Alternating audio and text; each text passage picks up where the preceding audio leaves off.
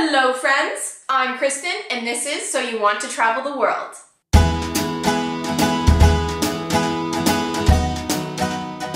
I need to be rich to travel.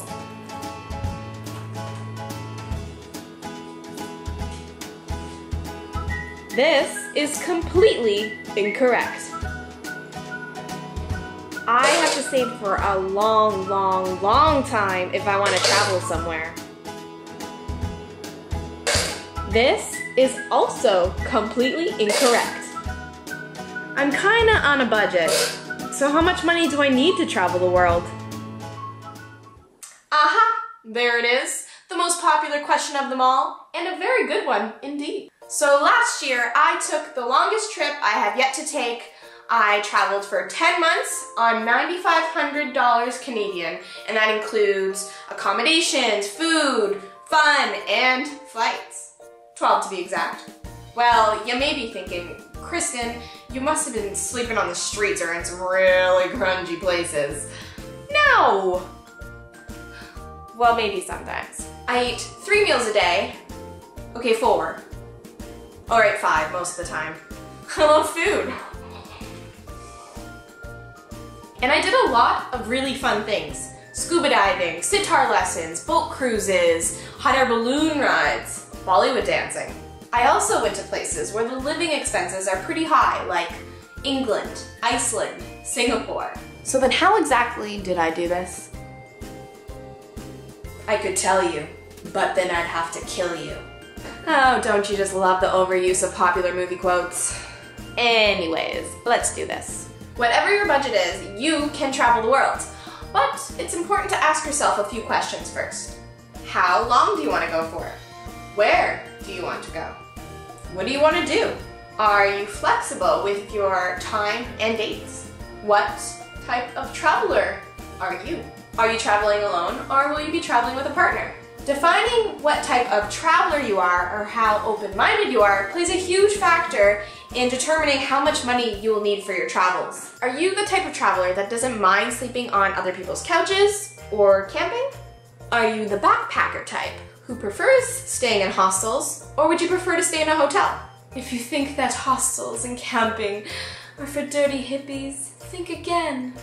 Some of the nicest, most beautiful places that I've not just stayed at, but have ever seen in my entire life have been hostels and campsites. Some of the dirtiest, scungiest, and I'm talking cockroaches and we only clean our sheets every 10 years type of places have been hotels. If you're happy with a simple bed, a shower, a bathroom, then the world of possibilities, accommodation possibilities are huge. Other options for cheap or free accommodations are couch surfing, house sitting, and work exchange. I personally love traveling solo, but it is much cheaper to travel with a partner. If you still want to travel solo, you can meet travelers along the way that you can bunk with, dine with, and travel with. It's so much cheaper to travel this way because literally the cost of everything is split in half. Now, when it comes to travel, there are high seasons and low seasons. The high season is the time of year when the travelers come into play. During high season, the prices for everything tend to be double or more than it would be during low season. This is because taxi drivers, restaurant owners, hotels, guest houses, whatever, during high season, they know that they are going to get business regardless if you stay at their place or eat at their restaurant, so they're not going to give you a deal. During low season, things can get a little rough, so you're more likely to be able to negotiate prices. During high season, it's also more risky to be spontaneous and kind of book as you go because places do fill up fast. I've been places during high season and it wasn't the greatest time. It was raining all the time and there were tourists everywhere and I really didn't get the cultural experience I was hoping for. And then I've been to places during low season and it was amazing. The weather was fantastic and I got a real cultural experience because it was only myself and a couple other foreigners in my area. Also, choosing where you want to go affects your bank account. I can easily travel all around India, north, south, back and forth for $400, $500 a month. But can I do that in Switzerland? it's possible, but my travel options become very, very, very limited. Another tip, eat where the locals eat. It's a cultural experience and it's cheaper. Buy food at a grocery store or local market instead of dining out every meal. Instead of taking taxis everywhere, walk or bike or take local transportation. After all, the whole point of traveling, well, at least I think so, is to learn about the people and the places you're visiting. What better way to do that than by doing as the locals do? It's a lot easier to travel on a budget when you have the time. If you're flexible with your dates and your time, so many more budget doors of opportunities will open.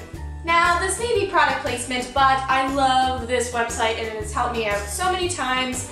It's actually how I booked all 12 of my flights last year. Kayak.com. It's a database that takes hundreds of travel sites and finds you the cheapest flights with just one click. Another tip for flights is check your options for departures. For example, for me, I live in Toronto and sometimes it's significantly cheaper to fly out of Buffalo, New York. So I drive a couple hours and I save a few $100s. I've also found it cheaper to fly out of London, England to places like in Southeast Asia or Oceania. And the bonus is you get to travel in England. It's a pretty awesome country. If you like what you saw, please click that little box up there that says subscribe, because every Thursday I will be releasing a new episode of So You Want to Travel the World.